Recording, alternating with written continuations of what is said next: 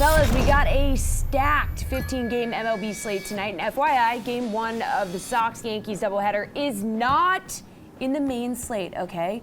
Keeping that in mind, let's start at the top with the most expensive guy on the slate, Milwaukee's Corbin Burns. He's going to face the Cardinals tonight. He's going to cost you $10,200 in salary. Now, last time out, he went for 49.6 DK fantasy points against the Cubs. Plus, Burns matched an MLB record by striking out 10 consecutive Cubs during that dominant stretch of a 15 strikeout, 8-inning masterpiece at Wrigley.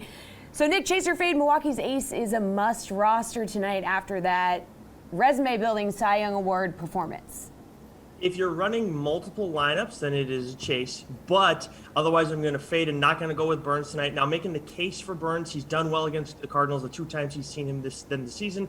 He hasn't seen him in a little bit, though. And you look at the Cubs, of course, we bring up the 15 strikeouts, but the Cubs strike out a lot against right-handed pitching. The Cardinals, they don't necessarily do that quite as much. And I know Burns had a pretty good showing against the Reds, I want to say 4 starts ago, prior to his Cubs outing. But in between that, he wasn't necessarily putting up the fantasy production that you needed for him at his price tag. So that's why if it's multiple lineups, yes, you absolutely have to mix him in. Otherwise, the guy I like most over 8K tonight, the pitcher I like most, is actually Alec Manoa going up against the Nationals. And I know when you look at them and their strikeout numbers against right-handed pitching, it's not necessarily as favorable. But this month, I know Charlie Morton has gotten 7 strikeouts twice against them. I know Wheeler only got 5, but then I see Aaron Nola got 7 against them as well. And then Marcus Stroman got 8. So I'm looking at that, and that is a depleted lineup, and this is a guy who has a lot of strikeout potential. I like him more, and you're going to save a little bit of salary, and there's a lot of good hitter options, and I'd rather save up for that.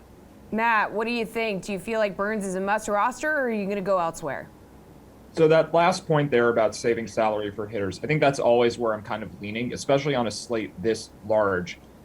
Corbin Burns should be the most expensive pitcher on the slate. He probably deserves to be the highest owned pitcher. But you just don't necessarily win tournaments by playing the top pitcher when they're really popular. And even if Burns goes out and puts up 30 points, 35 points even, you could find 2 other pitchers with so many different choices that are all pretty good, or there are a lot of good ones anyway, that could get 25 or 30 themselves, and then you just don't need Burns. And some of the other pitchers are cheaper, so you can afford bigger bats with them. So I think Burns is a really good play. This is obviously not the Cubs. That was basically the best matchup in baseball, where he put up the nearly 50 fantasy points last time out. The Cardinals against righties have struggled, but they're still a much better offense than the Cubs are right now. So I think Burns is a good play. I think it's not necessary to force him into your lineups, though. And if you're playing a cheaper stack, go ahead and use him. If you want to play a more expensive stack, and that means you can't use him, I think that's a totally fine thing to do also. All right, Erik, where are you going? Yeah, I think Burns is at a territory where the only reason not to go with him is because everybody else will. I think he's just that good. He's the most expensive pitcher on this slate. He should be the most expensive pitcher on every slate. Close to it. He's easily the top pitcher in points per game here, not counting Luis Heel, who's only made 2 starts. And the only guys he trails, even on slates that aren't, even on guys who aren't on this slate, are Jacob deGrom and Tyler Glasnow, who are both injured. He won't get to face cleanup hitter Frank Schwindel this time around. It's a rare opportunity when you get to do that, but clearly when he gets a matchup that good, he's record-setting. He doesn't need to be record-setting to be the best play here. He's, I think, might be the best pitcher in baseball. He leads in strikeout rate, 36.1%, and he's second in walk rate at 4.4%. And he gets a ton of ground balls, too. There's nothing he doesn't do well. And if you're playing in a cash game, I think you have to have him. And even in a tournament, again, you may want to differentiate yourself from the crowd, but if you do, there's a good chance that that's the losing move. That's just how much better he's been than nearly everybody else this season. Okay, now let's talk about a high-priced hitter tonight. So Ozzie Albies has been on a tear for the Braves. He's currently on a 6-game hitting streak, and last night he went 3 for 5 with 3 RBIs against Miami. Now tonight he's going up against Sandy Alcantara, who he's had a lot of success against, 7 for 18 with 5 RBIs. So chase or fade, Albies is your favorite bat over 5K, Matt. You said you like to save up for these hitters. Yeah, this isn't the spot where I'm necessarily looking with the Braves in general. Last night they were facing Braxton Garrett, who is just a much worse pitcher than Alcantara is. Garrett's okay, but Alcantara, I think, is just a much, much higher level starting pitcher. And this is also a really difficult park to hit in Miami. So I don't actually have the numbers in front of me, but I would imagine that a lot of Albies' success when you look at head-to-head stats comes in Atlanta, which is a much more hitter-friendly park. And in Miami, even if he were good against a pitcher over a small sample, you wouldn't expect hitters to have a ton of success in this park because it's one of the more pitching-friendly environments in baseball. So I am looking to pay up for offense tonight and maybe get away from Corbin Burns, but I'm looking to teams more like the Blue Jays in Washington in a good matchup, or maybe the Coors Field game, which could go a little bit overlooked because it's harder to afford these guys tonight without having cheap pitching to choose from. A lot of the pitchers that I think will get most of the ownership are in the 8 to 9, and then obviously 10K range with Corbin Burns. So I think I'd rather play the Blue Jays than the Braves, and then that means I'm probably picking Marcus Semien, maybe guys like Trey Turner over Ozzie Albies, who I think could be a decent play if he's contrarian, but if he's a popular pick tonight, then I don't really want any part of it. Erik, how do you feel about Albies? He's going to cost you $5,300, so he's not like super expensive. Yeah, this is a hard fade for me, even though he's been hitting well lately. I actually recommended him yesterday, but that's because he was facing a lefty. One thing I don't look at for these is matchups against individual pitchers. It's just too small of a sample. You'd have to get a guy facing a pitcher like 600 times before we really start to care. And by the time somebody's had a career long enough to face a guy that many times, he's not the hitter he was at the start of that sample.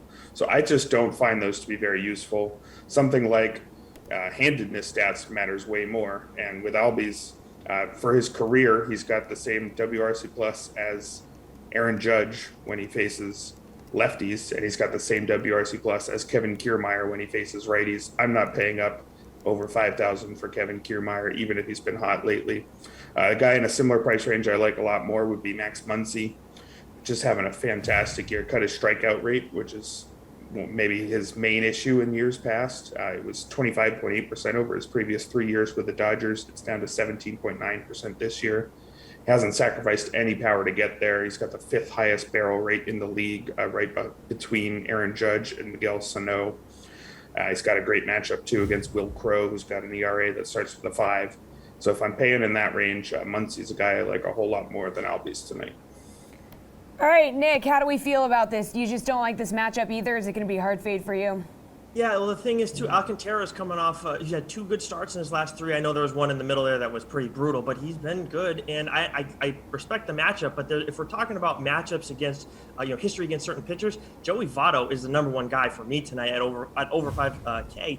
He's 13 for the 34 against Kyle Hendricks throughout his career, and he's got 4 home runs and 3 doubles against him, 14 walks mixed in that as well. And over his last 10 games too, he's got 4 home runs, 3 doubles, 12 RBI. So this is a guy part of a hot lineup right now, and I guess a pitcher that the Reds have done well against in general, but nobody more so than Joey Votto. I feel like this is the number 1 pitcher hitter matchup in favor of a hitter tonight. So this is the guy that I would be going with over 5K. All right, now let's help the people out with some value tonight, okay? So Padres infielder Jake Cronenworth has beat up Colorado this year. He's got a .361 average with 4 home runs, 8 RBIs in 17 games against the Rockies. So tonight's game is also at Coors Field. Are we going to chase or fade? Cronenworth is a top value play tonight. Erik, he's only $3,900. Yeah, this is an interesting one. A lot of the secondary factors are pushing in both directions. For one, everybody loves everyone at Coors, so maybe you want to differentiate yourself from the crowd and not go there. Also, he's facing German Marquez, who is quite good, even with Coors Field factored in. He's got a 3.77 ERA on the year. He's been a little shakier lately, 5.40 ERA, although some of the underlying numbers in those starts are still just fine. But I think the value's there that I would still go with Cronenworth tonight at just $3,900. He's the 24th most expensive shortstop, and he's 12th at the position in points per game, and he's got the most hitter-friendly park in the league. I mean, that you just don't see that kind of value very often.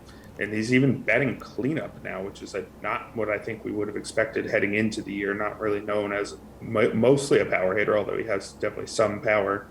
Anybody can have power in Coors too. So I think there's enough value that I still like it, and the main reason that I would go against it again is just wanting to differentiate myself from the Coors chasing crowd. All right, Nick, what do you think? $3,900, do you like that? Yeah, absolutely. He's definitely one of the top guys tonight, and I'm with Erik. The only reason that you would want to go away from this one at all would be because everybody's going to want to get a piece of this action because, of course, this Padres going at Coors Field. Why not? But with Cronenworth specifically, he's got double-digit DK fantasy points in 5 of his last 10 games. And where I talk about Votto, and he's got a pretty decent sample size against Hendricks, he doesn't. Cronenworth doesn't have a big one against Marquez, but he has done well in his opportunities. A few extra base hits mixed in there. And at this price, you can't pass up on him. If you're worried about this being too common of a play tonight, there's another guy I will throw at you, Mike Brasso, at 3K going up against John Means.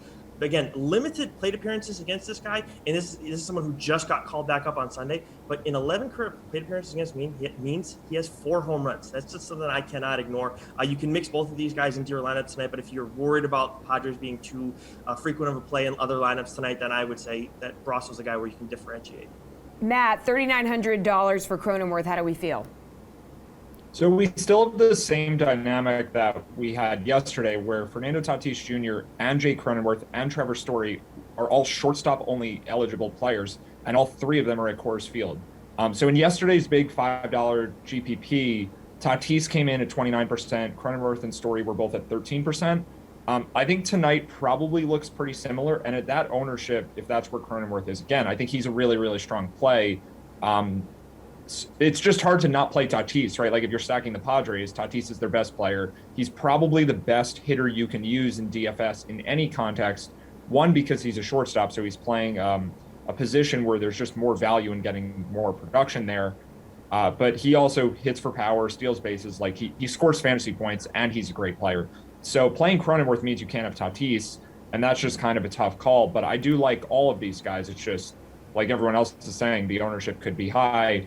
But the other dynamic you get here is that there are other great shortstops on this slate who no one will have because these 3 guys will take up so much ownership. So the main reason not to play Cronenworth for me, it's not so much that we're actively trying to be contrarian. It's that you have Carlos Correa is in a really good matchup and won't have much ownership, and Corey Seager and Bo Bichette and Tim Anderson, and there's so many choices here. So I think Cronenworth is among the best, but you could get some shortstops who are really good players tonight who are maybe 1 or 2% owned in tournaments just because of this 3 shortstop thing going on at Coors Field. All right, guys, got to be real quick here on this final one. It's slate approved pick time. So, Nick, who's your favorite overall DFS play tonight? Talked about it before, Joey Votto, and I would say in general, stacking the Reds lineup tonight is a good play going up against Kyle Hendricks. Matt, who's it going to be? I don't mind the Reds, but I'm actually going to the other side of this game for the Cubs, where I'm not sure about ownership, but I just don't believe in Vladimir Gutierrez at all. He has an ERA just under 4, but his underlying stats are a lot worse than that. Good park to hit in, so I'll take the bad Cubs lineup and hope that the context will make them a lot better than the player's skill set that we normally look at. Erik, where are you going? Let's talk about one pitcher we haven't talked about yet, and that's Logan Webb at 8,800 against the Mets. One of the pitchers I've really fallen for the most this season. Really high ground ball rates, 60.2%, 3rd highest among pitchers who've thrown at least 80 innings. Combines that with a 26% strikeout rate. Among the guys top 15 in ground ball rates, only Lance McCullers has a higher strikeout rate than him. He's doing everything I want to see, and he's doing it against a Mets lineup that hasn't been all that good. So I like him if I'm not going Corbin Burns at the top tonight.